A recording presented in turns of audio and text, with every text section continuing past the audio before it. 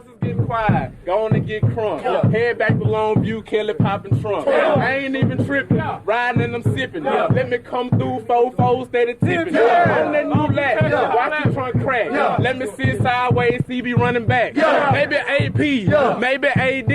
I ain't even tripping cause we some athletes. Messing with Smitty in the summertime. He get pissed if we don't make our time. But we gon' get it, cause we gotta finish. Nebraska Horn Hustlers, man, we diminished. Put them boys little, paint like a skittle. I ain't even tripping, I ain't never double dribble. Cause I'm a player from the Himalaya. Let me sit sideways, man. Maybe back door, maybe fall off. Sipping codeine cause I gotta kill a cough. Let me sit sideways in the big Benz. Oh, you boys, they my brothers, they my friends.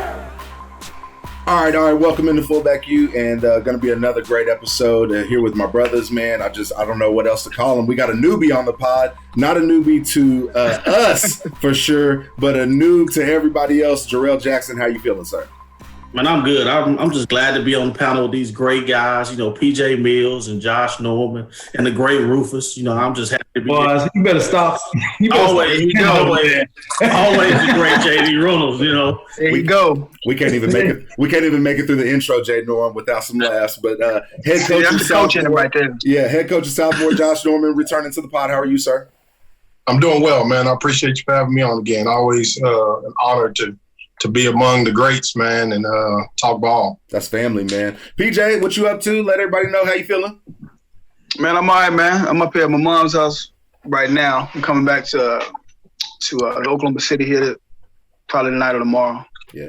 Everything all right, man. We all healthy, which is the main thing. Hopefully you and the family, everybody out there healthy, and being smart. Yep. I'm ready to talk some sports. Absolutely. Hey, new defensive coordinator at Putnam City High School. Congratulations, Rufus Alexander. How you feeling, sir?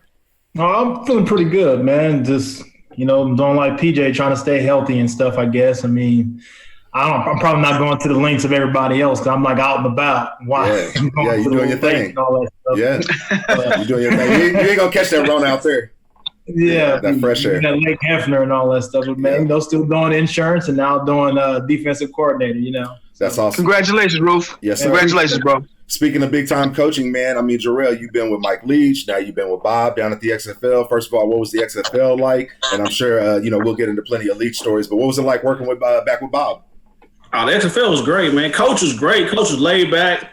He really wasn't dialed into it like he usually is until we got like halfway through the season. But to see him on that side, that aspect of coaching, it was great. I mean, what everybody talk about, like he trusts you to do your job. I mean, we was in at 7. We was out by 3 o'clock, and then it was happy hour, whatever time you want to do. So he was kind of get back into it. And I think as it started going, we started playing. I mean, we made some mistakes, but he started to understand how to coach pros, and he treated. Oh, we got a phone call.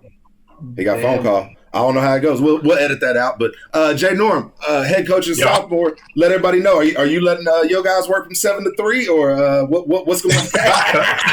Yeah, no, man. I appreciate my coaches, man, and I try to make sure that I take care of them. They got families and stuff, and so kind of my approach as a head coach is just, knowing that when the fall comes, we're going to grind it out, and whatever time we got to put in during the fall is the time that we got to put in. But outside of that, I try to take care of them.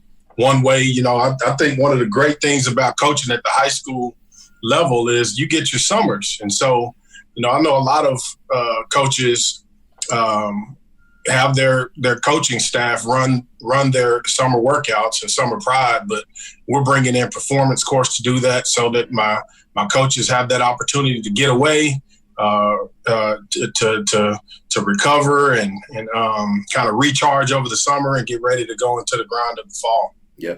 PJ, while we got Jarrail back, but until we get him back, I want to hear a funny Jarrail story. I know you knew him when he was coming up, and tell me the first time you met him. Let me know, what he needed. Was he styling? Was he not? What do you have going on? Talking all the time. Talking. Nothing's changed, huh? Talking from day one. Talking. Yeah. That's it. But I'm gonna tell you what. He play. You know what I mean? He can play, especially on that kick return. We call it a little pudgy, but he can get busy though. Yeah, absolutely. He got busy. Absolutely. Check the numbers. Yeah. Yeah. Roof, you got to see him in action. What did you think of his wide receivers down there in the XFL? Did they have any studs? I know they had that big tight end that was balling that you're a big fan of. Yeah, I mean, he got picked up in the NFL, though. I think Farm, so. Yeah, I think he got picked up. Yeah, Farm. He got picked up in the NFL. But his receivers look nice. I mean, what was the kid that was at OU? I think it was Badette that he had. Mm-hmm. Badette, I mean, I watched him get in Badette's ass on the sideline a few times because he didn't do what he was supposed to do. But, man, I mean, for the most part, I mean, he coached them how they were supposed to be coached, man. Telling them what they were supposed to do, things that he seen that was going to come open. There were things that Badette didn't do one time, and I'm telling you, if you do it this way, you'll be wide open, you'll catch a pass, and all this and that stuff. And then he did it, and then he executed it the proper way, and he was open. And he come to the sideline, and coach sit down and tell him, like, man, I'll tell you, if you do things the right way, you know, things will happen. So watching Jarrail on the sideline in the XFL was pretty cool to see. I mean, you know, I got to sit on the sideline for the whole thing and was on the bench and watching all the stuff. It's kind of like a reunion when you go back to that thing, too. Yeah, Maddie, Blake.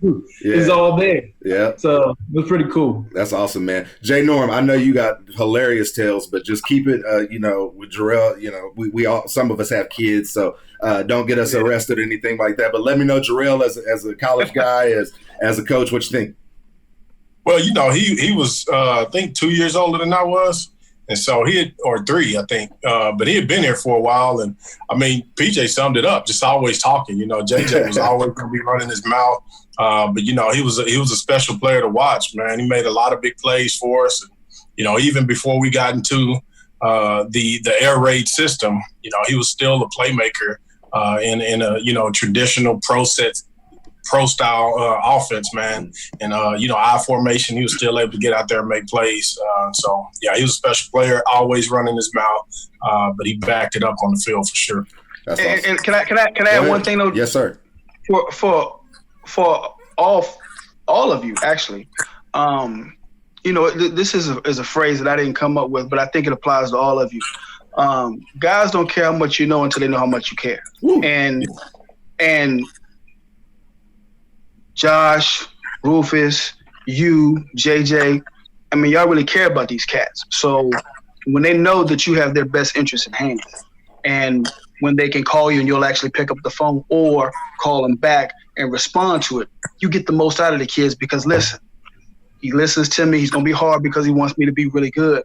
But I need to do my part too. So when you can reach a kid and have him at least attempt to reach his full potential, it's more to coaching than just run this play that way. Sometimes you have to explain it to them. Sometimes you got to pull them to the side and not even talk about football. Hey, what's going on in life? And that's what all of you guys are really good at is obviously you all were great players. Obviously, you guys know the game inside and out.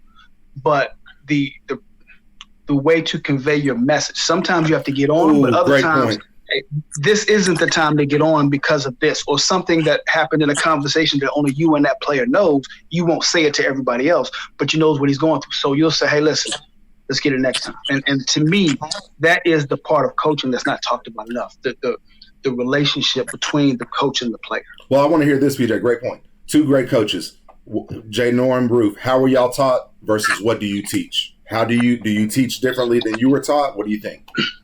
All right, Rufus. Oh shit! You know, I have a mix of BV. You know, a little bit. You know, out of how you want somebody to approach something, how they look at, because you see things a lot of. I see things way further than what a kid will see it. And when I first started coaching, I had to understand that, like, dude, you understand things at a totally different level, and some kids don't, you know, break it down that way. And I had to catch myself in the beginning because I started doing the kids what BV did to me when I was a freshman and expecting me to know these things on certain levels and stuff and start to break things down all the way to a smaller scale and building stuff. So I learned how to start actually building kids' confidence with small things before and being able to break things down and having that whole entire situation happened to me when I was a freshman. Whenever BV would be talking 4 or 5 steps because he's so used to talking to Teddy and different guys.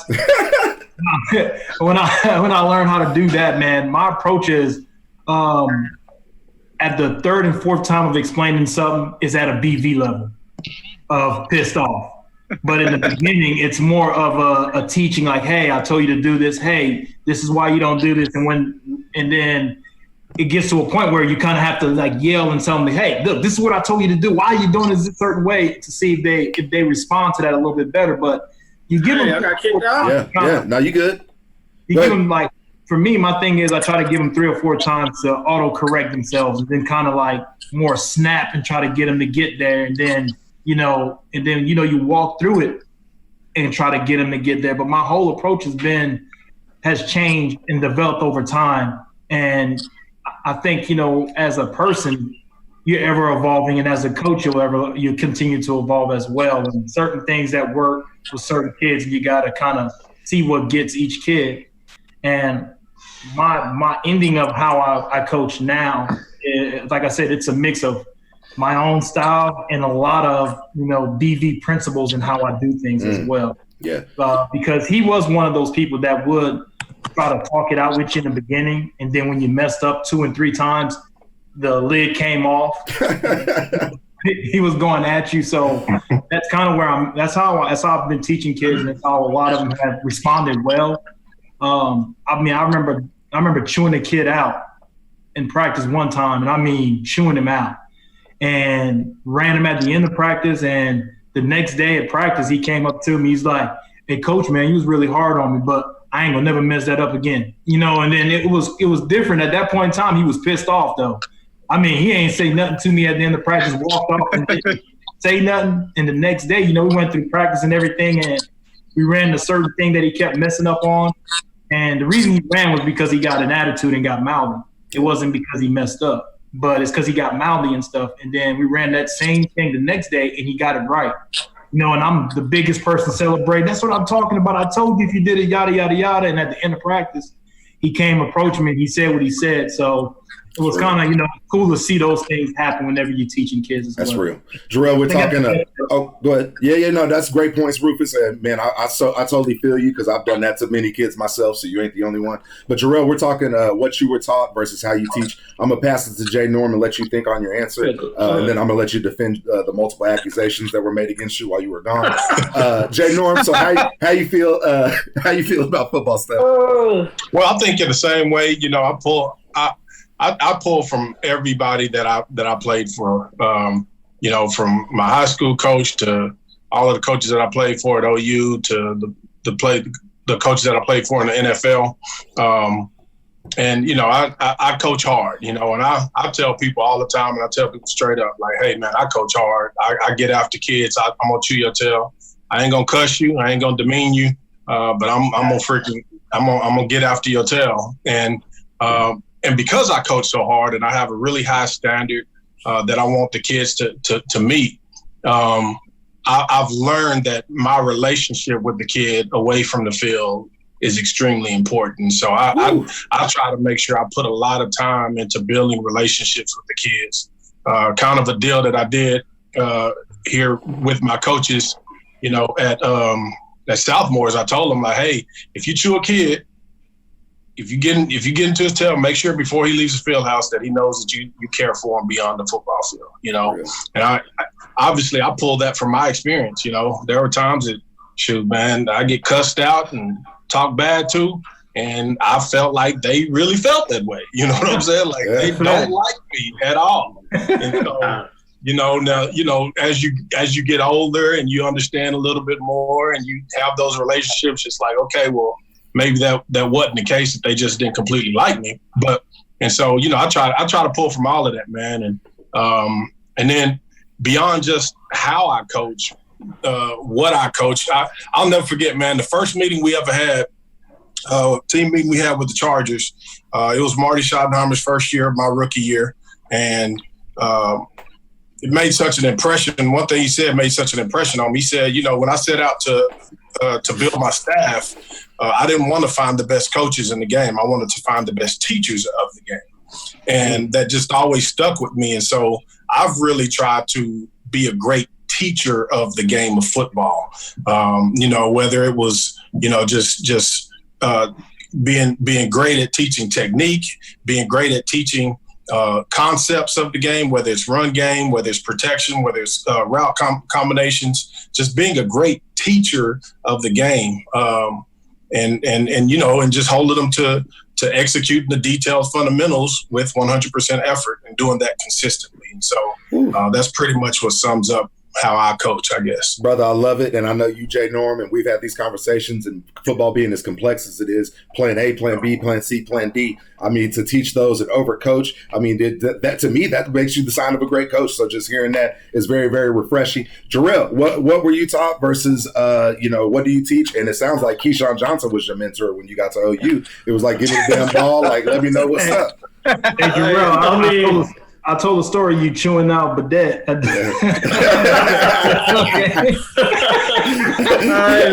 mean, my whole coaching style is just, I want those guys to play fast, man. I mean, I went to a high school where if you dropped a pass, it was 5 pops. So it was one of those. Yates. Yeah, I went to Yates. So you fumble, you drop a pass, he ain't going to run you. We ain't have no butt pay. He's just going to get in the huddle. He going to bust you. He going to bust your ass with that paddle. So it was a little bit of that, but we knew it was love. Yeah, what? Real. Fraternity? You going to the fraternity? So he had a paddle. He had a paddle on the field. And you fumble, that's 3. So you get in the huddle, he gonna hit you 3 times. but that's part of the tradition. You knew what it was. You knew what it was when you was going there, though. You knew what you was getting into. I mean, he'll come to school at the 8th grade and say, "Listen, I'm gonna win a bunch of football games. We're gonna win a bunch of football games. That's real. I'm gonna win a bunch of football games, but listen, I'm gonna bust your ass if you mess up." I mean, I quit one time because he called me shooting dice and I rolled 12. And he was gonna I was like, that ain't happening, man. Like I just ain't gonna play. But it was all love, man. Like I mean, he wasn't big on running us. He wasn't big on wasting time, man. He was gonna get them 3 pops in and we was gonna be done. You can't coach like that no more, bro. Man, hell no, he wouldn't last the game. Lawsuit, email, Jarrail. Yeah, so Jarrail, I'd have been at Willard Ridge or Madison. Yeah. That's why, and we'd have beat y'all too in the playoffs. It didn't matter. Yeah. It didn't matter, man. And then my coaching style, I just kind of, man, I try to build a relationship with the kid, try to make the game as easy as possible for him. I learned from Coach Leach, game as easy as possible. And that's all about it. Just make sure they got reps, make sure they truly understand what's going on when they walk on the field. And then when I got with Bob this year, Coach is big on walkthrough, just slowing it down, walking it through, making sure everybody knows what's going on. Because here's the thing I learned, and with Coach Leach, like we did no blitz drill, no nothing in practice. Everything they did was in walkthrough, because walkthrough is when you really teaching, because you're really slowing the game down, you really teaching those guys what's going on through walkthroughs.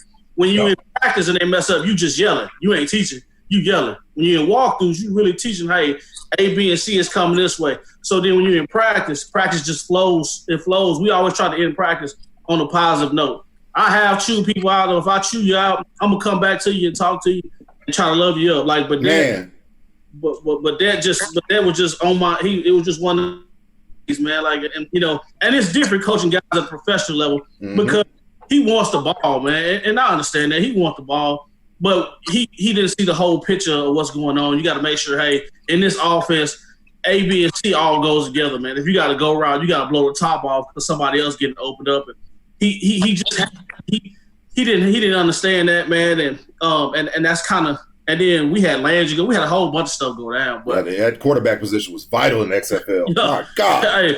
But my whole coaching style, man, is just you got to figure out what makes a kid trigger. Some kids you go off on and cuss them out. Like me, I was a guy you can cuss out, and Clarence James, you cuss me out every day. Now, I may get mad and come out there and crack a DB for no reason and just say, but, that's just what I was. He would cuss me out for a game, and I would get mad and go play well. Now, when I redshirted, I'll catch a ball and I'll dip out on him for about at period 13, 14. I'll be gone. PJ, they called me on camera. I caught a deep ball. Gone. On a little hill, kept on going. I was gone. Absolutely. I was going to piggyback on something JJ said that I think is critical as a coach too is always, and I learned this from Coach Schottenheimer as well, but just always making sure that you, because everyone learns differently, you want to provide all of those learning formats for them to learn from. And so, I'm gonna show you. I'm gonna give you a printout with your rules for this play. I'm gonna get on the board. I'm gonna draw it up for you. You're gonna write it down. We're gonna get out on the field. We're gonna walk it through. You're gonna learn it in individual drill on the detailed fundamentals and techniques of it. Then we're gonna run it as a team. Then we're gonna come back and watch it on film so you can see it. And so, from the visual to the verbal. To the textural, like applying all of those so that you make sure that each one of those players are going to learn in the way that they need to learn. No, that's real. We basically would install every day. Whatever we did yesterday, we would install every day. And then, for us, when he was in camp, day one was just vertical, and that's all we did. We ran vertical all day long. They knew it. He didn't care. That's what we did. Because everything else is going to be based off that vertical. Yeah, everything else is going to be based off vertical. So everything we do in practice, even like we said with Chip Kelly, everything they do in practice, you doing it like if it's pat and go, if it's routes on there, you doing it that whole day. So everybody's just repetition. Those guys, So it's just, it gets boring. But once they start to get it, it start working, man. And just I think being around different guys. Yeah, I think JD would look at us at linebackers and think we just thumping every day, all day. Man. Beginning of practice, we would start through this thing. We do our tackling drills. And they were tough. And then there'd be a lot of times we wouldn't go to a lot of when they would do coverage with the tight ends and stuff, because then we'd go back and BV will walk through all formations. Well, Jarrail, I want to get you, because we're going to get into Bob and all that, but I want to get your thoughts on how you got to OU, man. Let me know who was on your visit. Can you do you got any stories about Jay Norm that won't get him in trouble? What's up? Man, when I came to Oklahoma, I was supposed to go to Mississippi State, but then I ended up Jarrail Moore and Terrence Brown, those guys was there. OU was my last trip, came in, liked it. Ended up committing, met PJ. Talk noise to PJ when I was there. Told him I was going to take his spot, just like everybody else. He said that, actually. Yeah. Told him he's at 40, stay on the wall. I'm here for your spot. And just a little cocky dude from Houston Yates. Then Jay Norm, I hosted Jay Norm when he came up on the trip. He was hanging out. Jay Norm was nobody on campus. Just no campus. Just kind of hung out. We just kind of hung out at some places. Hey, Drew, you always talking trash. That's what's up, man. That's what's up. On the visit. I walked on campus when I walked on campus, and after that freshman two-a-days that we had, I was happy them older cats came. Hey, you redshirt. I know. Thank you. I was happy the older cats came too after freshman two-a-days, because at Snellenberg, he was crazy. Yeah, that shit was. Hey, I'm telling you, freshman two-a-days is so hard, and I'm like, ain't no way I could start playing. Then all them big cats came. I was like, you know what? Yeah, BV said, let's do something astronomical, son. You're going to redshirt. I said, I appreciate you. I'm going to go and enjoy college. Done. Hey, I was glad I ain't played PJ them year, because that boy had him in them 3-point stands down there. Oh, dog. You ain't right. You ain't right. I watched some old tapes. Like, what the hell are you doing at 3-point stand? Hey, he had this drill. That he called force drill, where the DBs be like 10 yards away from me from the receiver, and they just run full speed in each other. It's 20 DBs. There's like 8 receivers. I was redshirt, so hey, that drill ain't had nothing to do with me. I'm down here on the other end down there. Hey, every time they come, they hit them. DBs be up there jumping up, coming. Hey, he wants you to put no hands. He wants to just run straight. Oh yeah. Out. Yeah. No spin move, nothing. Just Wild straight. No, times. nothing. You just run straight into each other. Wild times. Hey, Hey, nah, that's real. And Roof, you bring up some great memories, man. I thought I was going redshirt, honestly, dog, because man, when we got up there with freshman two-a-days, first of all, we didn't have a single running back. And so I'm like, that shit sound like a trap. You know what I mean? We didn't have nobody, Jay Norman. Y'all was running that one-back offense. Dog, they had me doing tailback. Jarrail, I'm out there hurting, dog. I'm doing tailback routes. I'm doing handoffs. Kel's like, you got pretty good footwork for a big. I'm like, dog, I'm hurting no shit. I don't want to say nothing because, y'all got me doing this. But I was like, man. And then, y'all, our defense was just low. I mean, that was back when. I mean, that just shows you what the premium was put on, fam. Hey, man, I remember. What? I remember when I got there. Freshman two days turned Davin Joseph into an all-pro right guard. Because we had extra D line. That man's with Jackie Ship by himself for freshman 2 days, and that man switched the offense as soon as the older guys came back. Yep. What was you gonna say, JJ? Hey, freshman 2 days. I was over there playing corner, locking dudes up, having fun, making tackles. Them boys came with the big boys, and they had Jarrail Bull. I went to school with Jarrail. Jarrail ran around that corner. Hey, next day, give me that white jersey, man. This ain't for me over here. Not yet. Not yet. That's back when the Big 12 had them big running backs, Jarrail, Jamar Toombs, and all that. Had Phillips. I was like, yeah, this ain't for me. Y'all go on this other side. Okay, 2 things, Jarrail, and then we're going to get into some OU football. But I got to hear about Bob's plans. You were his coach. And then also you've been to the SEC, so you guys can talk about, conference alignment. Me and Ruf had a real good conversation on Twitter the other day.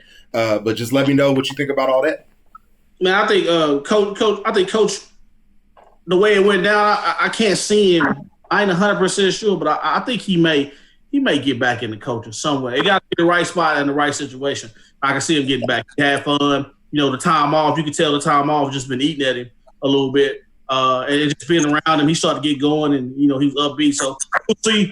Hopefully, he get back in it, and I get a call. And then as far as the SEC, that's a monster. Now that is a monster of a conference, and it's really a one-sided conference. It's the West. That West side with Alabama, being at Mississippi State with Alabama, you got Alabama, LSU. You had Arkansas. They was good. I mean, that's just a monster. Personally, I know everybody talk about OU wants to go to the SEC. No, they don't.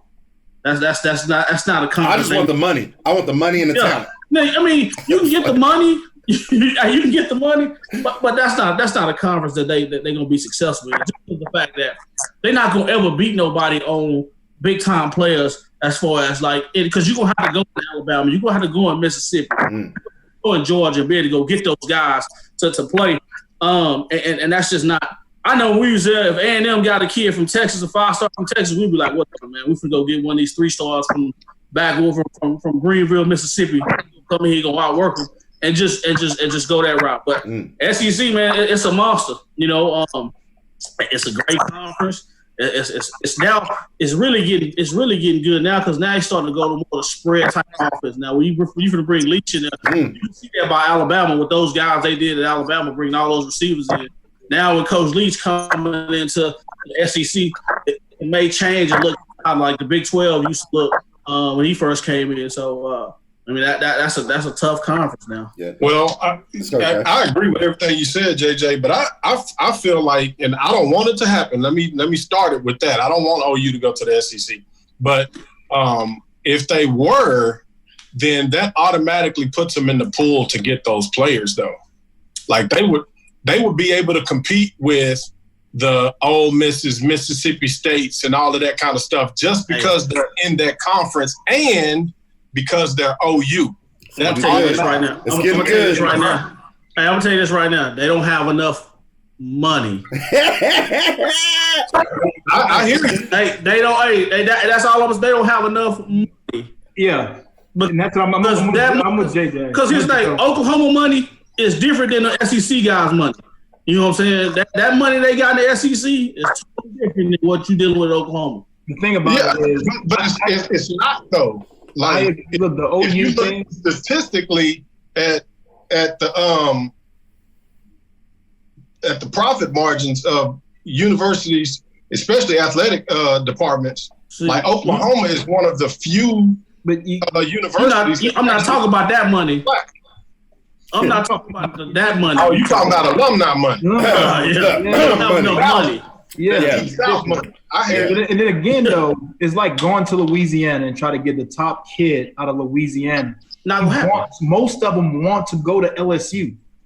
But that's going to be that way anyway. Yeah, it's going to be that way anyway. But you're talking about top 5 LSU. You're talking about top 5, the top 10, and LSU don't get all the top 5. Alabama now gets the other top guys that's there. And Alabama is nothing but a 2 or 3 hour drive across the bottom of Mississippi in Alabama. You know, so it's not a long drive. Oklahoma, I get all of that.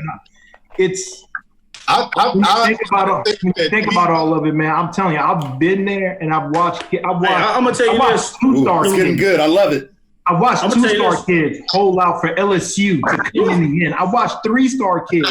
And I get that. And that's going to be that way. Yeah. That's going to be that way. We're not going to be able to.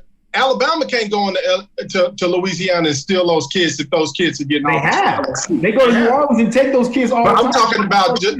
He's saying the ones that grow. He's saying the ones that grow up loyal. Yeah, the ones that go loyal to LSU, they're going to go to LSU if they get that offer.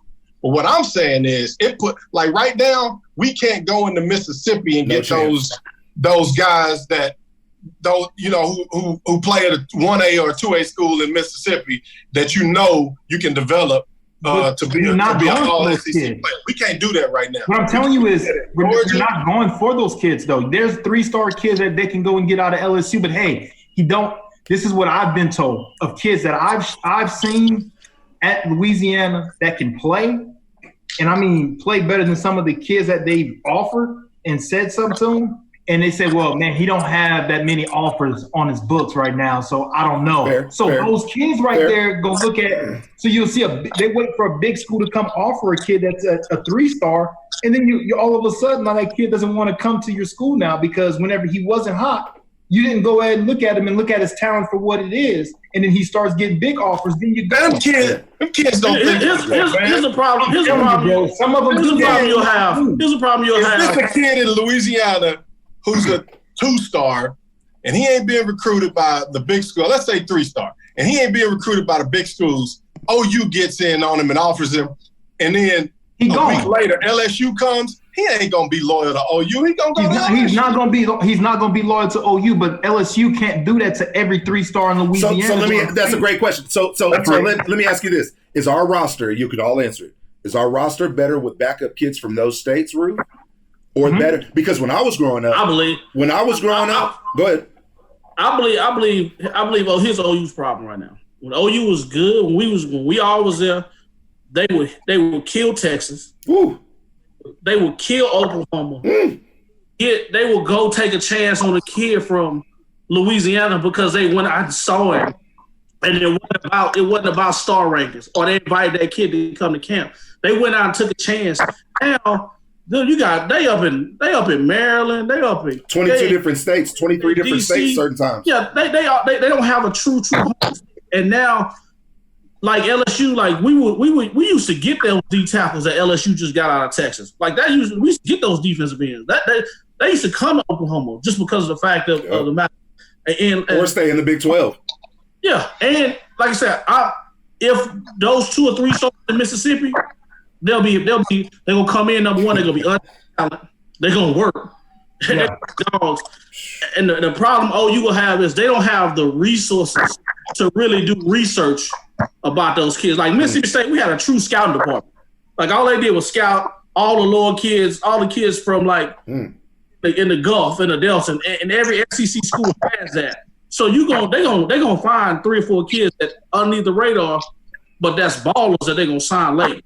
So I think OU right now is going for the whole he a 4-star, he a 5-star, and stuff like that. Instead of going and really develop how good a football player is, can I develop this kid to come in and be something? Roof, what you got? I agree, and I think another issue is just to piggyback off what he said. Like he said, they will kill Texas, kill Oklahoma. I could name 2 guys out of the state of Oklahoma right now who got offers from Michigan, Arkansas, all of these schools cross country, and OU ain't nowhere on the radar right now. You know what I'm saying? And so I think it is a combination of that. Like, I mean, everything JJ said. But then also, my question is, JJ, why don't we have those resources? Ooh. It's not like we don't have the money to do it. I mean, it just come down to are the people that higher ups are comfortable. You got to look at the staff makeup. Let's look at Bob's staff. I know you got a lot of. I know you got a lot of. They got the money. I got you. They got the money. They comfortable. They got the money. They got the money. Exactly. You got to kind of look at the staff makeup and where those guys been. Like, let's see, when Coach came in, he was DC in Florida. Yeah, Brent Venables, who they was at K-State. Iowa, K-State. So the pedigree those guys had was championship. Those guys came in and really pushed the deal. You know what I'm saying? So, hey, what you talking about right now, boy? I'm just saying though. If you look at that staff was legit dudes. Now they got some legit dudes at Oklahoma right now, and I think they're doing a good job as far as like getting what they get. But it's different when you got a guy who was different. Guys at K-State back in the days when we was at Alabama. Gino, Leach, those guys. It's a little bit different, but I think they doing a good job of getting what they're going to get. And then on defense, they just got to, Coach Grinch is a good job. He'll bring guys in. They just got to kind of reshape and remake what they doing. You were at Grinch up at Washington State, weren't you? Yeah. Okay. I can remember. Ruf, I know you got tons of thoughts. I've been holding you back. Go ahead, bro. You unleashed. As far as big guys, you're not going to find bigger guys that can run than in the South. The number of kids that can run that's in – look at Clemson and what they're doing with the kids out of the South. Look what Georgia does, Alabama, all those – it's no secret to how and where the big kids that can run and move and strong and all that stuff and where they're at. I don't know what it is down that way. And the crazy thing to me is that they never – it's all about looking at what stars somebody have or who's offered a guy or whatever – when it comes to size, and they don't look at development. The person, look at Beanbo and who he goes and gets. Beanbo goes and get guys that they don't need a fork and a knife to make stuff happen whenever they eat. Them suckers eat with their hand. And he got some mad dogs that come out and play on offensive line. And they can be 3-star, 4-star, 5-star. Is whoever he offers is who he trusts and who he trusts to fit into what he wants to do. And that's where I think the Bob Stoops teams. They went and got guys that fit what they do. Chip had the autonomy to do that. Whoever he wanted to pick, he can be a 3-star, 2-star, whatever he was, he can come and get him. And he can go and get him. But a lot of times with those kids, though, and what nobody really talks about whenever me and JD was there, is the big kids, the size kids that can play were ran off. A lot of big kids were ran off. Now kids are not being ran off. They're not being ran off anymore. That's a great point, Rufus. Benny Wiley's working with a lot of these kids and continuing to have these kids develop and stuff in different ways. So now you can go and gamble on that kid that's down south, that size and all that stuff, and he's not coming to deal with, say, a Schmitty and super hard structure to where you run that kid off. Where you run him back to Mississippi. That's true facts. What happened to such and such? He left. He just ain't come back. Kids will come here and leave. Once they went through a summer, hey, look, man, I can't deal with this shit. I'd rather sell dope at home. I'm out. Real. And some of the kids you're not getting is the Big 12. Them guys from the South, Alabama, they going to the league. Boys getting drafted going to the league in the SEC. Big 12 is not. And Big 10 too. DB's leaving here. Yeah. Huh? I said Big 10 too. Ohio State. The Big 10. Ohio State's doing a great job. Ohio State came in and got one out of state. Michigan got another one out of state the last 2 years. Both of those guys playing. That's what I was saying. That's what I was saying. Oklahoma has an abundance of skill talent right now. Rufus is right. That they should be tapping into. That shouldn't be leaving the state. But they don't look at that. These guys, they're offering these guys late and looking for the size in the state. You have to go with what your state provides. And this state provides an abundance of skill players. They have a ton of them. You may have your offensive line, defensive line here and there, but their skill talent from Tulsa all the way down has been on par with everybody else. Yeah. You can look at Hill at Michigan, the other kid that went to Ohio State. Proctor that went to Ohio State. Proctor put a kid out in one of the games. Knocked him out. And I can tell you right now, that kid I coached at freaking John Marshall last year, Bryce Stevens. Yeah. Ready to go. You got Jake Wilson over there call out. Legitimate 4.32. I've seen around him. Legit. And I'm talking about the cat can freaking go. I've seen him got some crazy offers. OSU has offered him a bunch of Big Tens. Michigan. He got Michigan. Yeah, all the Big 12 schools are pretty much after him. But, and then you got Javion Hunt. You know what I mean? Like, play, man. And that Dominique Richardson go to TCU, bro. I seen this kid from a pup coming up, bro. And that thing about Dominique Richardson, that's Mike Wood's nephew. Man. Yeah. And Javion Hunt is Jay Hudson. I know, brother. Trust me, I get it. Bro, there's an all ACC defensive end that plays out that way, and his dad is one of, I think it was, is it Keith Jackson's dad or somebody's his dad, and his sons play somewhere else in the ACC. Wow. And he was all ACC player of the year. Like, you know what I'm saying? Like, yeah. How you miss on those kids that are legacy? Yeah. That can ball like that. That's real. Yep. JJ, let's get into OU football, man. You new on the pod, so you got to give us your thoughts of the season. How you feel against LSU? Were you surprised? I know you guys have played them up close. Just let me know about the team. I mean, watching them. I mean, we had a lot of time to watch them. With Coach, we went to a bunch of games. Those guys played well. Defensively wise, they have a lot of busts as they usually have. They played well. They just, when LSU was just a dream team. That's a dream team that ran up into. But and I'll tell somebody they'll probably get mad if they feel it's hurt when I'm about to say what I'm saying. But that's the first time, like in a long time, I've ever seen a team outright disrespect Oklahoma. Period. Like LSU, the way they was treating Oklahoma at the Peach Bowl, and how bad they talked about them. That's the first time. Even when Coach Blake was there, they may have thought we was bad, but they didn't outright say it. And they didn't come out and say it. They probably thought we was bad, but that's the first time in a long time where them dudes just outright they had zero respect for the secondary and what they could do. And I think they got a lot of talent. When you transfer defenses and try to play a different style, like we always say, LSU has always been a quarterback away from being good. Great point. LSU's always been a quarterback away from being good. Rufus laughing. Yeah, you're a Louisiana guy. Go ahead. Hey, bro. Yeah. But I don't know who I talked to. I forgot who I talked to. I said, man, them guys coming out there to try to hurt y'all, man. Y'all better not go out there. And they went out there bullshit. They was on a different mission. They came out there, man, and they wanted to prove a point. And they came to eat, man. From game one when they played Texas, they went up there to drink Texas water. So it was a different thing. I think defensively wise, they gonna have to they got to recruit and try to catch up on the secondary part. Try to get big guys that can run, which I think they did that in recruiting. And then D line, they got some guys. They just got to continue to work and keep buying into the system. Jay Norm, you shaking your head. What you got? No, I agree with him. I think, in defense of, we were talking about the guy, how they recruit, what they recruit. And I just think, especially with the new defensive coordinator, it's just going to be a matter of them getting their guys in there to run their scheme. And, the crazy thing is, man, when you look over the past, however many years, 3 or 4 years that we've been in the playoffs, it's just a different caliber of that's man. That's playoffs. We played Alabama, bro, and I was down there. And I see Alabama against it all. It was like against Alabama, man. Like when we went up against them cats, it was like that's just a different breed of cat, man. Like we just didn't even, and which to me is frustrating because there's not many times over the years that we've been involved with OU that we take the field and we looking at the other guys like, God dang, them dudes look better than us. And it reminds me of how it was, like in the mid-'90s when Nebraska would take the field. And they just look completely different than everybody.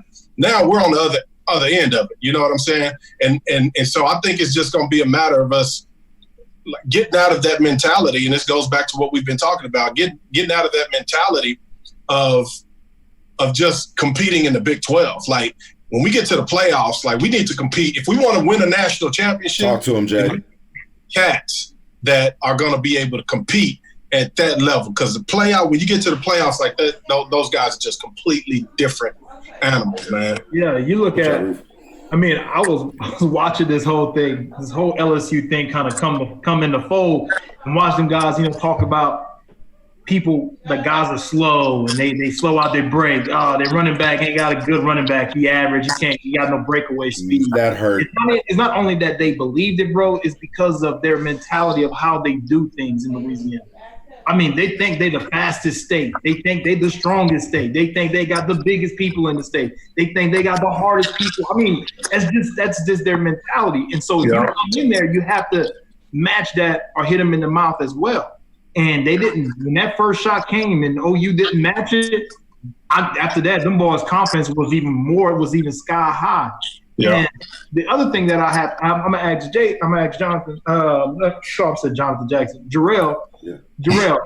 Like if you look at it, right, what Grinch is doing as far as moving guys left and right and all that stuff. When you're gonna play against the SEC teams, I don't see that being a recipe for success if you make it to the college football playoff over and over again, because you got to be able to go toe-to-toe with somebody with size.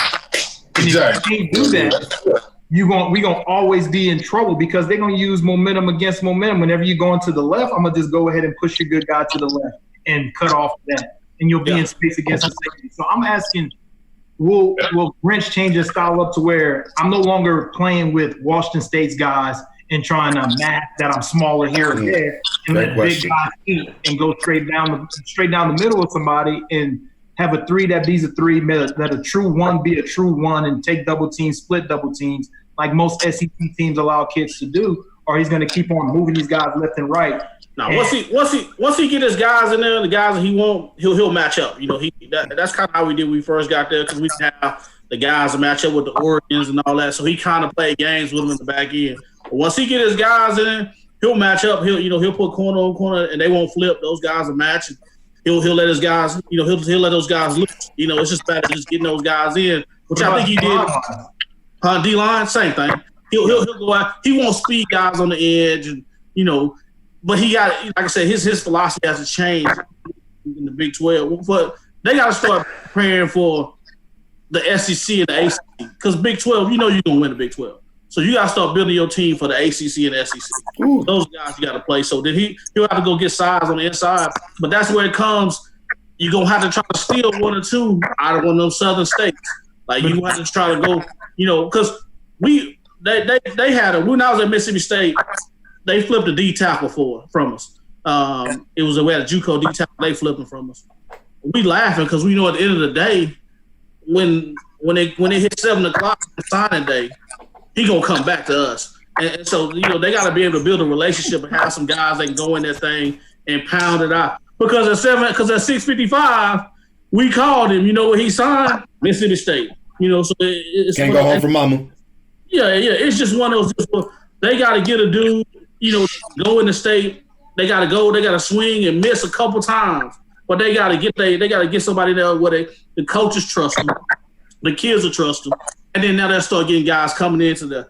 But again, I think they got to get back to just dominating Texas. There's some guys in Texas, and there's some guys in Louisiana on that Texas border that's getting lost in the shuffle. That CD Lamb. That you can get to come in that thing. Stuff like that. Jay Norm, Texas guy, what's up? Well, shoot, to JJ's point, one thing that I was going to say was, I lost that point. But I can't remember what I was going to say. Was it a Texas high school deal, recruiting? Was it what? No, I think it was just about what was one of your last points you made, JJ? Shoot. I need to take notes. I'll edit it out for you. Don't worry about it. No, but that's what it was. It was just about how we recruit and when we recruit. A big part of the issue is it's too much pressure from constituents. That's a big part of the issue. And so whenever you go and you do take a chance on a two-star guy, and then he come in and he's a bum, everybody's looking at you and everybody's writing about, why did we even recruit this guy? How did he end up at Oklahoma? Who gave him a chance? You know what I'm saying? And so I think you need to be confident in your staff's ability to scout talent and develop talent. And you have to believe in that. You know what I'm saying? I think your staff also have to have the confidence to go in there and fight for a kid they want to get. Yeah. Agreed.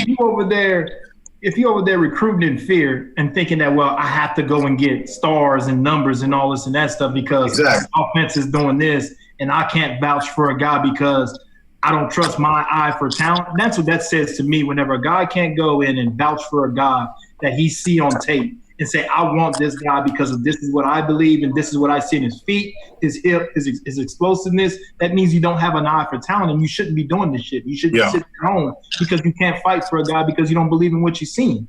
And I think That's where they be like watching guys that they go and get and watching guys that they leave out there is because guys don't want to go fight for talent that they believe in.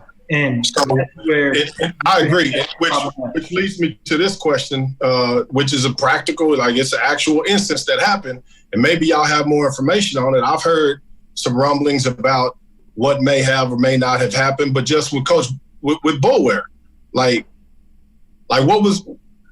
why is he no longer with us? Because to me, his ability to develop talent was really, really good.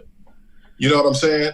And so, you know, like, what if y'all, how deep can we get on this podcast? You know what I'm saying? Jarrail, you're in the coaching world. Go on, buddy. I just think that Rufus to turn around. Yeah. The dollar figures is what got Boulware up out of here. Really? That's what I believe. I mean, his dollar figures was. But hold on. They gave him a lot of money. We talking Boulware, right? Yeah. And so you talk about development of players in Boulware, right? Ooh. Yep. So naming his players he got. He had Trey Sermon, Kennedy Brooks, Ramondre Stevenson, and Marcus Major last year. Who we had before that? We had Rodney Anderson. He didn't get that kid there. He didn't get Rodney. You're right. That was Kel Gundy. So Samaj and Joe were Kel. Well, Kel Gundy. Yeah, that was all. You telling me he developed those super talented guys and Joe Mixon? Joe Mixon was catching passes like that when he got here. Joe Mixon just put on the size. And they had an offensive line that was a beast. And he couldn't mess that one up. Samaje Perine kind of fell in their lap because of what happened with Joe. And he just took off as being a big, solid running back. Anderson just kind of fell into who he is as a player. Anderson was a good player, and he just couldn't stay healthy. But whenever he came, hey, Anderson can go. So his whole thing that happened with Trey Sermon, right? When Trey Sermon started the season last year, Trey Sermon looked like a kid that had that look like, I'm not coming back to school. I'm going to the NFL after this goes down. Because he slimmed his body down. He was running the ball with more energy. He was killing. More power, everything in the beginning. Speed. And then all of a sudden, you stop all his carries and give it to the other person. Why do you do that? Why do you mess with that man carries like that whenever he actually was clearly being the better running back at the time? And switching. Was it not because of injury? No, he wasn't injured at that point in time. They put his carries all the way down to 0 because that's what he was saying. The man that did everything that was right, and he deserved to be the bell cow running back. Agreed. Okay. And you're going to go ahead and you're not going to give that man that's why Alabama always has their guy. They may have a guy that's right here that's going to come in and be the guy next year, but they always have a guy when it comes into situations. I love the whole running back by committee situation and all that stuff, but you always have to have a guy that you gotta have a guy. Yeah. You gotta have whenever the situations are, well, I need these yards, that's where you make your money at. I need this to have a big catch. I need a big run. These are important moments in the game. This is my running back that I'm gonna go and get and go with. And OU try to play that mix of a happy balance. No, you should have. Trey Sermon already had the look. He wasn't coming back to school. He makes it through the years. And then at the end of that, you put Kennedy Brooks where he's at, and then you have your next guy that comes in and he gets it.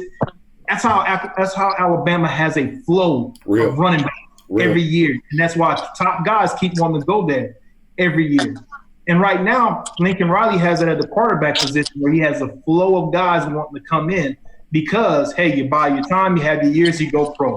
You buy your time, you have your years, you go pro. Offensive line now is turning into that same exact situation with Beambo, right? He's developing left tackles and right tackles. He's developing guards. He's developing centers. He's going to have a first-round center. So everybody's going to want to come and play the bait for Beambo. Simmons is killing. He's killing. Westbrook, Hollywood. Now, the unsung hero of all this shit right now is Kel Gundy. You move Kel Gundy to the slot receiver, and what he's done, Stogner, Andrew, shit. The new kid Calcaterra doesn't get hurt. You know what I'm saying? Stogner is bigger than Andrews was right now. I've seen it. And he's a beast. And he's getting another top tight end. Kel Gundy can recruit his ass off at whatever position he is. Yeah. And he finds gray shirts and other wide receivers to walk on. The wide receiver that was there with Baker Mayfield, what's his name? I think it's Willis. What's his name? Braden Willis. Oh, it was Kyler Murray's guy. Oh, Lee Morris. He had Lee Morris. Braden Willis. He got him the gray shirt, come into school and play in that, and he's a super talented kid. Mm-hmm. Kel Gundy has an eye for talent, and he trusts himself with his talent and who he gets in. And all he's ever done was get top talent in. DeMarco Murray, Quentin Griffin, Adrian Peterson, Jacob Gutierrez. I mean, you can keep going down the line. Damon Williams in the league. I mean, it's crazy to me. Y'all sit there. Well, Bowmanware developed talent. Why is he out there? I mean, shit. They should have moved Kel Gundy back to running back if you ask me. Yeah. The man ain't never did. Hey, what did he do wrong? What did Kel Gundy do at running back? Nothing. He had arguably the greatest running back run in college football. No question.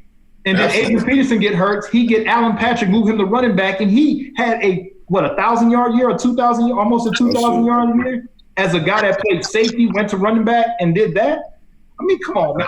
I'm asking why the hell the switch happened. In my eyes, I'm like, damn, why the hell that going? Well, that's yeah. No, I got you. That's real talk, though. I love it. Hey, well, here's the deal. We're all smart X's and O's guys, and I think the thing that we're missing, and it's no disrespect, obviously Tibbs, our brother, we've done well with some JUCO guys. They've got some signees. Jarrail, Mike Leach, what you learned from him in the spread? Is the spread going to work in the SEC? Can you out-scheme some fucking D tackles that's 360 pounds that can run? Let me know what we got to do, fam. Hey, Coach, SEC going to be hard for him. Now, I mean, the thing he got going for him, he's at Mississippi State. He's going to have talented receivers to match up. It's just finding that quarterback and things like that. Now, the spread, it's going to be – because Alabama, them going to have guys that can match up, and it's going to be interesting. It's going to be interesting. It's going to be a true test for him as far as coaching-wise and what he can do to get guys. Because he's going to have the athletes, and he's going to have the athletes on defense. The thing is, though, his defense is going to get wore down a little bit until he get those true guys in, because it's going to be some 3 and outs. Can you hold up on that side of the ball? Now, if he was on the other side of the bracket, hands down, he'll blow through. He'll blow through. He ain't facing that. He ain't gonna face that October when you go Alabama, LSU. It'll probably be Georgia, and then you'll get a blow with Kentucky, and then you'll come back and play like South Carolina. I mean, you talk about he'll have to play Auburn, he'll have to play Alabama, he's gonna have to play LSU, he's gonna have to play Georgia. And then he'll get a with Kentucky, and then maybe Vanderbilt, and then end up with Ole Miss. I mean, you talk that's a rough. Oh, don't forget Texas A&M on that too now. So that's a rough side to go through. And I mean, when I was at Mississippi State, I looked at it. We was undefeated. I was like, man, if we could just get through this October and we lose like one game, we gonna be fine. Because we went number 1 Alabama, number 5 LSU, number 15 Arkansas. That's why Arkansas was good. Then we had 7 Georgia. Then we had number 4 A&M, and then we got a break and play Kentucky, and then we play Ole Miss. So it's gonna be how heavy he stay, how creative can he get, and just how fast guys adapt to understanding what's really going on. Because I mean, I want to play 2-man on him and try to dominate him up for him. LSU gonna have the corners to run with him and stuff like that. So it's gonna be how creative can he get. J Norm chopping at the bit. I already know. Let's go. Get him, J Norm. There's a correction, man. It ain't gonna be a lot of 3 and outs. It's gonna be a lot of 4 and outs, man. Oh, yeah, because he will go for it. That's right. But here's the thing with Coach though. In the SEC, he's gonna have to do some things that he ain't normally done before. Because at Washington State, I mean, we went for it. We on 25 at BYU, and we'll go for it. He ain't gonna be able to do that in the SEC. And then another thing he's not gonna be able to do, he has one of the best running backs in the country with Colin Hill. He's gonna have to run. Kid has 1,700 yards last year. He's gonna have to run the football with him at some point and try to be creative with that. That's gonna be the challenge with him, is really putting a leash on himself. Like, hey, it's 4th and 3. Go ahead and punt. Let my defense play. Because this is probably the first place he's ever been where he's gonna have the guys that look the part and can match up to the part. So now he's gonna have to really play football and not play, float around and lead on the offense. Jay Norm, you're the OC. Let me know. Is 4 wide, 1 back gonna work? Would you have a game plan? It can, but you got to you got to be able to run the football, man. Like, despite all of the gimmicks and I'm not calling his offense a gimmick. I'm just saying in general, when you talk about gimmicks and offenses that do this, that, and the other, like football comes down to really 2 things: blocking and tackling. And you got to be able to block up front, and you got to be able to get off blocks and make tackles, right? And so, I just don't think that there's enough. Like if I can't, get some movement up front in the run game and then protect in the pass game, it really don't matter. You know what I'm saying? That's gonna be the key to him is protection. Well, and y'all bring up great points, dude. And Rufus, I want to hear from you because as an offensive guy, listen, I'm fucking fullback, dog. Y'all taking me off the field. I ain't gonna lie, shit. This is taking me off the field. It's not gonna give me the ball. And then let's be real. We're putting 5 guys against 6 fucking Alabama, LSU, Auburn. We're putting 6 guys, and 3 of them are probably going first round. Is this smart, Roof? What would you do as a D coordinator? Let me know. I mean, I think it's smart in the way Mississippi State has hired him because of he puts the hardest thing for a defense if you put him out in space and then you can run the ball as well. And everything those guys are saying is right. You got to be able to run the ball. The spread offense has evolved as much as it has. I mean, and Mike Leach is one of the pioneers of it. But I think when you saw with Mike Gundy's most successful offense was when they can have a 1,500-yard or 2,000-yard rusher in their spread up-tempo type offense. That made their offense almost unstoppable to beat by being able to get to the line and dictate pace and run the ball for 5 and 6 yards a pop. Real. If Mike can get that incorporated into his offense, and I think the things that he does, the quick pass to the outside, that's his type of run game. My question, JJ, just personnel-wise, does Mississippi have the cats up front and on the offensive side? Right, because if they do, then you can make it happen. You can make it work. He got the offensive lineman to make it work. Wide receiver wise, he don't have it. He's not gonna have the little guy in the slot bubble two that you make you miss. Now outside, he got grown men outside playing receivers that can run. That's real. I mean, he got some real outside that can run. But the problem he don't have is this team that he inherited has a bunch of tight ends because of the tight end, because the last coaches that was there. Because we was there with Dan, we used tight ends. So he got a bunch of tight ends that'll graduate this year. And then after this year, he'll be fine. Now, what he probably end up doing, he got 2 running backs that are really good. So he'll probably put one of them in the slot and make him into a slot receiver and throw the ball to him. So now he'll have his quick game. But out wide, he probably got 2 of the best JUCO wide receivers that ever played. When he was at Texas Tech, though, he made some good tight ends and worked them into the system. Yeah. No, but these ain't no tight ends like these true tight ends. These guys will probably end up playing tackle. 3 points. I was going to say, you're going to have them gain weight or hit the transfer portal. Yeah, these true tight ends, like they're not a Trent Smith or they not somebody that you can flex out that'll be comfortable in space. These guys are attached tight ends because 6'4", 270. Yeah, because the power game that they ran last year with the power quarterback, because it was a lot of quarterback run game, QB power. They got a guy, I think he's 260, 270. Great tight end with his hand in the ground, you know what I'm saying, get open and stuff like that. But when you put him in space and tell him, hey, run an option. We're going 94 wide option. You know what I'm saying? We'll go 95 H option. So those guys are gonna struggle. He'll win 7 games this year, which he'll win 7 games, which will be good for him there. And then he'll hit the recruiting trail. Now, the one thing he is doing is he's hitting Texas, he's hitting Florida, he's hitting Louisiana. You know what I'm saying? And he's taking care of his home state of Mississippi, and he's doing a good job in that aspect. Talking to him, being there, you had to tell him, like, look, you got to live on getting the kids that Alabama don't get. You got to live on getting the kids that LSU don't get. And you got to live on getting the kids that Georgia don't get. If you can do that, you're gonna win. You're gonna have a chance to win. and then still 1 or 2 out of Texas. He's gonna get some top-notch talent out of Texas just because he was at Texas Tech and stuff like that. And having Steve Spurrier Jr., who's been in the SEC, who was at South Carolina, Norm coach, wasn't it, for a little bit? Yeah, he's gonna be at South Carolina. Still got that name. Still been in Florida, so he'll offensively wise he'll be fine, and then defensively wise he ain't got to go nowhere. He just got to control. He got to go. He got to get on the horse, ride all the way out to one of them schools. It's all the way out in the back that I went to, and you look around, be like, man, ain't nobody out here, and it's gonna be a cat that's gonna walk out the back. That's gonna be 6'5", 230. Ain't lifting the weight, and when he comes to campus, he gonna be a beast.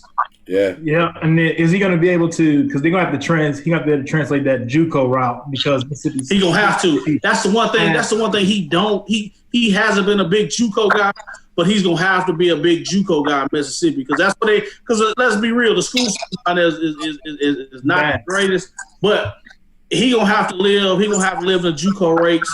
He gonna have to kill all those Mississippi JUCOs. Most of those Mississippi JUCOs are Mississippi State guys that'll send guys there. And that's 1 or 2 that like Ole Miss, but he'll that's something that he don't like doing is hitting the JUCOs. That's what he gonna have to do. Yeah. I want to get some X's and O's. I want to dig deeper into that, man. Just talk to everybody about how Leach prepares.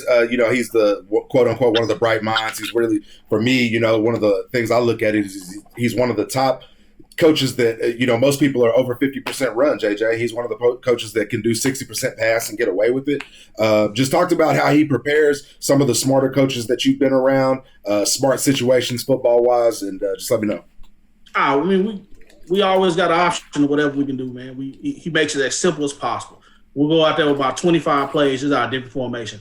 We may run the same play. We may go jet motion and still run 4 verticals. We may fly the back out there, still run 4 verticals. So it's just repetition and just making it look the same. Everything, and Josh will tell you, everything starts off the 4 vert package. He can go out there, he can tell the quarterback the wheel and deal. So we can have 4 verts call, and if you plan off, he can give him a hitch, he can give him a corner. It's kind of just, it's just playing. It's all about being in space. If you're in your space, no matter what you can do, it's gonna work. Yeah. We put 12, 13 people on the field on defense, and they still couldn't stop it. That's what's up. And it's all about, all it is just you do it over and over and over and over again. One thing he does that he just started doing is all the receivers, he'll tell them to go on the field for about 30 minutes, and they just walk their routes. 5-yard hitch, slant, all up and down the field for 30 minutes. That way, when they're in the game, it's like, I know where I'm at. I know what a 5-yard hitch is. I know what a 5-yard slant. I know where I need to be. But for him, as far as like game planning, it's just we gonna do what we do.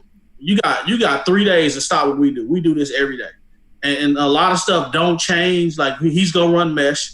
He's gonna run mesh every which way possible. He'll run it with the backs. He'll run it with the tight ends. He'll run it if he can run it with a tackle alignment, he's gonna run it with that. He's gonna run 4 verts. He's gonna run play action pop, and then he's gonna run a jet sweep, and then everything else will just come off of that. He wants to keep it as simple as possible. If he can't practice it, he ain't gonna call it.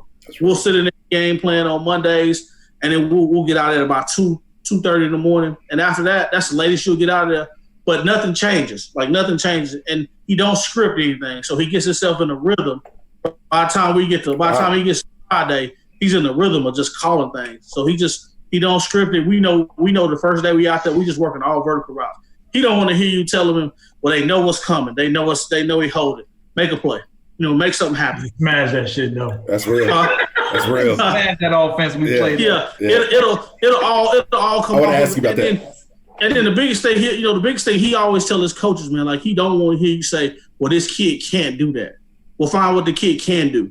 And so if we find what the kids can do, we're gonna be pretty good. So he always like if you come to the quickest way to get on this backside, if you come there and be like, man, that kid can't play, well, you better find what he can do. Like, because he's here for a reason. He can get out there and run a go ball, make him the best go ball runner he can be.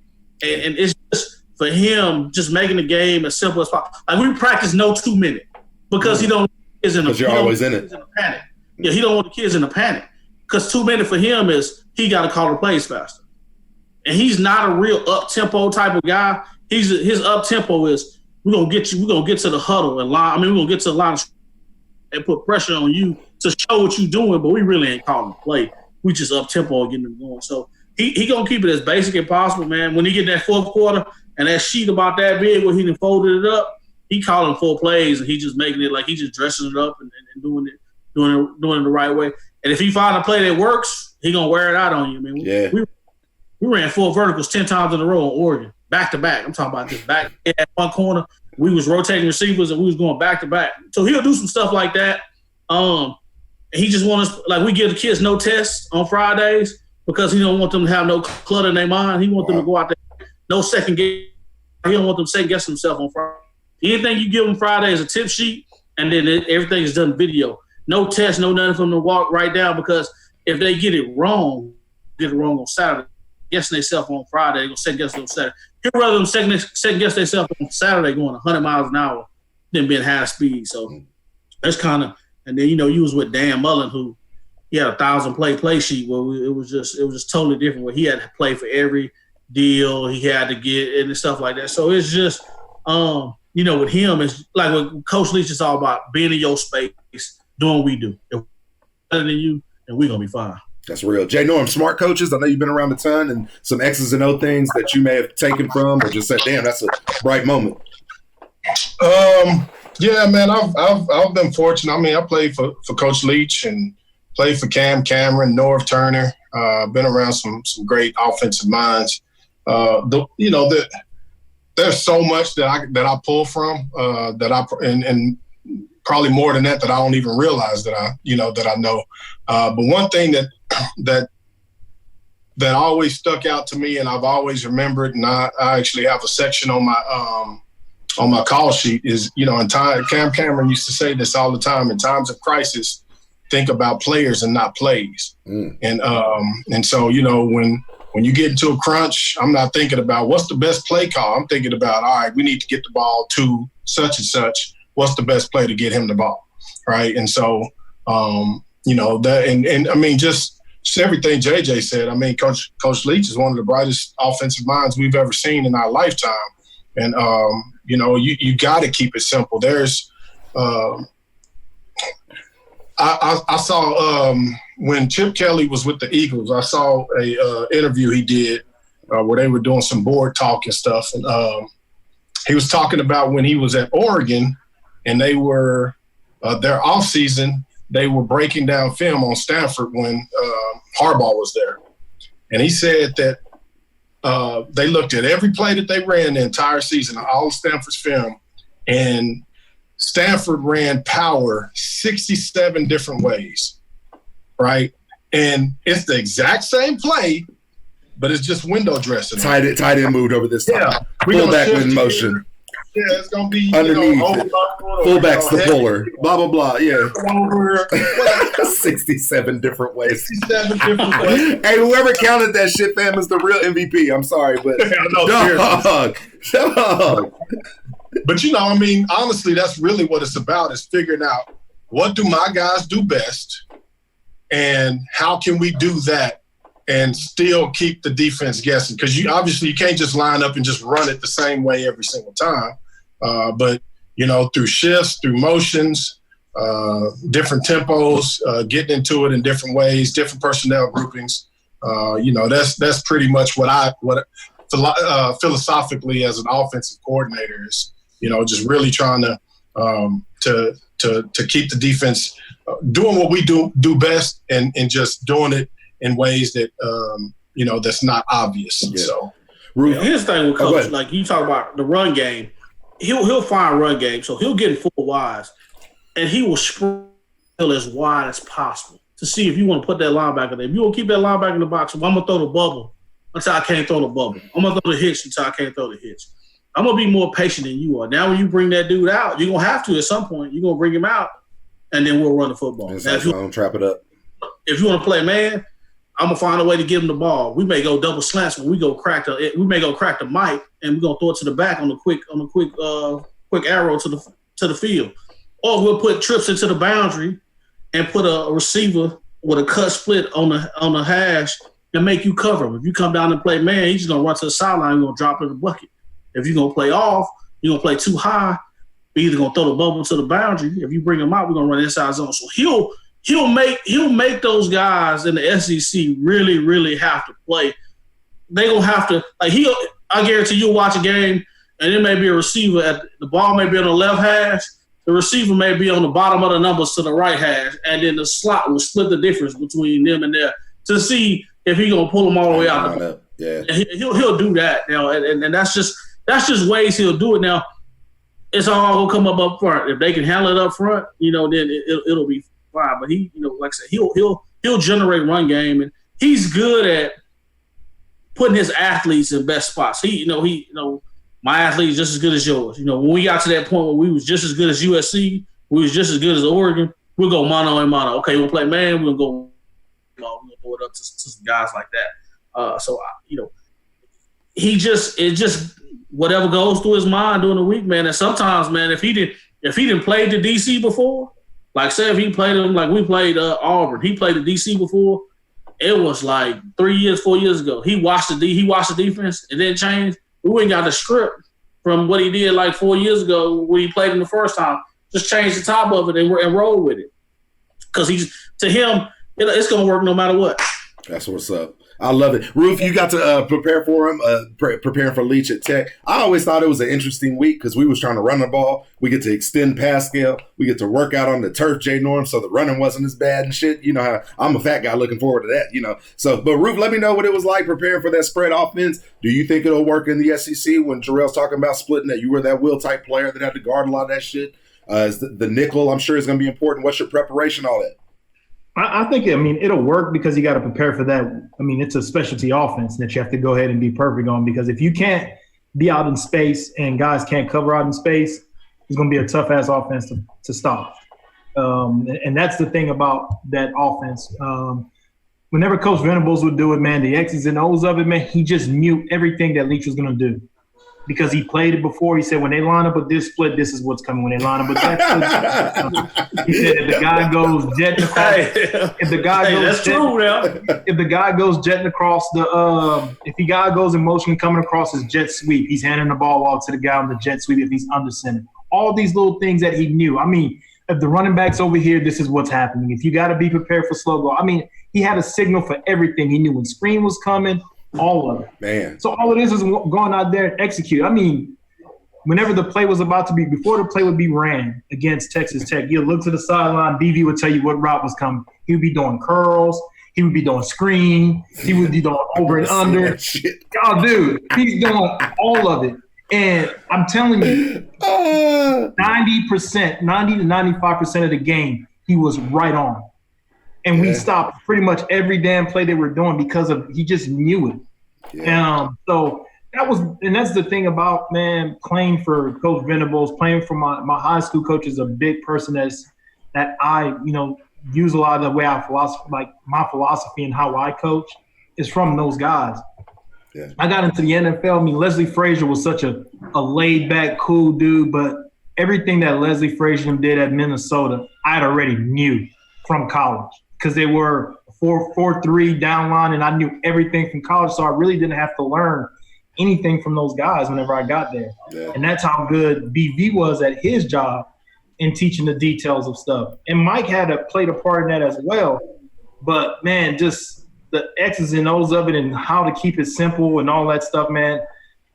What Mike was doing his last years at OU was so far different from what he did whenever he was with Coach, when he and Coach Venables were together.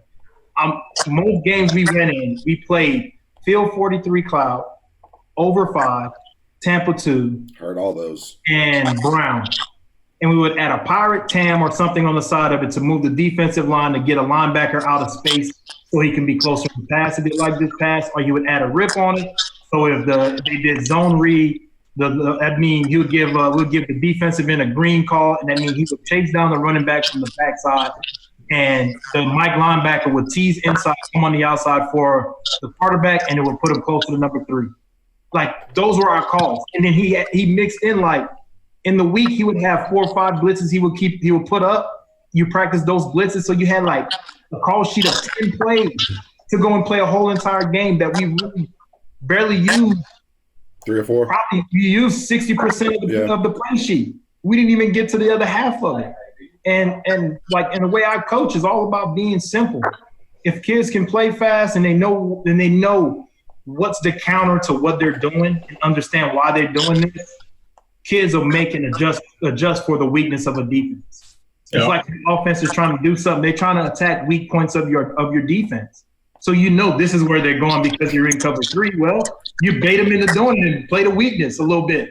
Let them know the strength is right here, and then bait them to go to the weakness, and you fall underneath like a 7 route because you can fall underneath it because they think that you're going to come up on this route in the flat, and then you fall underneath it. Clint did that in the Oregon game, right, on the interception. They knew that was the weakness of the defense, so Clint just went and fell underneath it, and all he did was when he went, instead of coming up on the flat, he sank underneath the damn 7 route interception. For real. That's real. I mean, it was just different things that Coach Venables taught when we were in practice that taught you how to go ahead and answer for weaknesses that were in defenses and stuff, and taught you how not to play in fear of what people can do to you, but taught you how to to build on what you're doing and understand how you can protect the weakness of your defense. Instead of always trying to be in the perfect ball of what they're doing. And he fell into the trap of trying to be perfect against USC, got our ass kicked. You fell into that trap of trying to be perfect against K-State, got our ass kicked. You fell in that trap of trying to be perfect against LSU, got our ass kicked. And as he got better as a defensive coordinator calling all the plays, he got away from that. He started doing things that allow kids to be athletes, which they did in the beginning, was let kids be athletes because he trusts Mike to teach his athletes and he trusts himself to teach his athletes instead of trying to do the whole thing and trying to account for everybody. And that's what I think one of the big things that happened and why they kind of went down a little bit, because he was accounting for everybody. I still remember like it was yesterday when he and Coach Clooney got into it in practice. For the USC game. I heard that shit. I watched them go at it. They almost come to blows. And watch those guys. I mean, I understand where Brent was coming from because Coach V was, he was the guy that was always Mike was always first. Mike always had the last call. So he was going to be the guy that had the last call now. So that's where he was at in his career, because it's just tough. You see him now, he's super laid back now. He's a cool dude now. He don't go as crazy as he used to go. He just understands and he trusts God. He's just a different dude, bro. I mean, that's interesting. I didn't think of that. Yeah, and that's how I try to coach now. Whenever I talk to kids, I try to keep everything simple. And that's why whenever y'all were talking about the walkthrough things and all that stuff, if a kid understands where he's supposed to be, understand his assignments, at the end of the day, he can play fast. And you can correct the mistakes that happen throughout it. But as long as he's playing fast, Fran, the sky's the limit for any kid that you're teaching, because all you gotta do is control their rage and excitement to get in the right spot and get them to doing things and seeing things a little bit more clearly. Absolutely. Man, Jarrail, I need this funny Smitty story, dog. We've known each other for a long time, but when we first really connected was through our Facebook group. You had one of the fucking greatest quotes ever. If your ass quit, you shouldn't be involved in it. JD, that was hilarious. I got a roll, JD. Okay, Rufus, we'll talk to you, man. Thank you. All right. See you, man.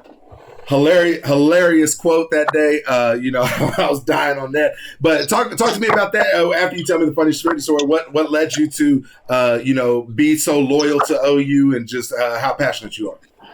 Man, just that group, man. I went to school there for the school. And that's the reason I came to school. When I'm in recruiting, I tell players, don't go to school for coaches. Go to school for the school. Because the school is what's going to be there. That's the reason you want to go to school there. And man, Schmitty, I remember day one, a coach talked about this too. Every time I see him, day one, we was out there getting ready and we did warm-ups. And everybody was throwing up. Everybody, I couldn't imagine. This first day, he got there, threw up and warm-up. He called it up. I was like, oh, we done. Lovely. He's like, nah, that's just the warm-ups. I was like, man. Hey, I'm loyal because it's a lot of guys, man, who in our little deal, man, and they went to Oklahoma, but they transferred. It's something else. They didn't finish there. If you ain't graduated from there, if you ain't go them 4 years, 5 years with us at Oklahoma, then you shouldn't be coming to Oklahoma. You knew that shit. You knew what you signed up for that day. We all had that moment. We all had that moment, dog. Like, I don't know if I can do this shit. Well, you better do this shit. Yeah, but you got some dudes who left and went to another school and played and did that, but still they want to claim Oklahoma. Nah, I mean, you was there for a little bit. You was there, but when you left and you went to play somewhere else, you ain't a Sooner no more. You ain't had to pull them sleds up that duck pond there with all that type of stuff. You ain't had to hit them. You wasn't walking out in the middle of the street hoping you get hit by a car. If I get hit by a car, he gonna come here and say, "Big dog, I'm gonna go and need you to get back on this workout plan, man." So, hey, you remember that happened to me in the indoor when I banged my knee on the thing? Yeah, like, on the line. You did that on purpose. Like, no, I didn't. It don't matter. Get on the line. Hey, Coach, being around Coach Stoops, man, he was like, y'all don't know after that first practice we had, that first workout, he's like, I had to give my coaches a pep talk. Hey, they gonna be all right, man. He's like, it's just day one. They gonna be all right. But nah, man, I'm Lord Oklahoma. I was there from the bad times to the good times, man. Yeah, now it's pretty good. Some they take something that we personally, some of the stuff, but it ain't personal. It's all love, man. We've been there. We paid the way. We want to see them get back to the top. And they watch it. If they see, we all family. We not criticizing y'all. We support our team. We support our staff. We support everything that they do. But we also was there, and we know how to win, and we know how it started, and we all had a different mentality, and that's what we expect from Oklahoma football. And if we didn't expect that, then we doing a school a disservice. Yeah, and that's real. And JJ, I just want to tell you, man, thank you for everything. Hell, you told me Coach Manning was getting hired before he did. I mean, you let me know. And of course, I live, down the street from the stadium, but I'm like, damn, JJ keep me in the loop more than anybody. But J Norm, let me know, man. Early Smitty stories, just kind of piggyback off of what JJ was talking about. I mean, that's real, man. It's funny, man. Here lately, I've actually considered the significance of, obviously the significance of what we were able to accomplish, but more than that, just the significance of surviving what we survived. There were so many guys from my class who didn't make it, and they it wasn't a matter like some of them, got dismissed, but it was some that was like, I'm packing my bags and I'm leaving. Gotta go. And like you said, like we all had that thought. I did. I even told he's like, well, shoot, you ain't coming back here. It's like, you ain't coming home, So, and it's like, just the fact that we survived what we survived and that we were able to meet that challenge and overcome that challenge, like that's national championship or not. Like that is a feat in itself, man, because I don't think everybody can hear all of these stories about Schmitty and our summer workouts and our off-season workouts, and they can laugh and all of that, but they'll never really know the hurt and the pain of going through Coach Ship's drill. They'll never understand the hurt and the pain of running up and down those ramps and pulling that sled up that hill at the duck pond. Like the 600-yard shuttles and like that.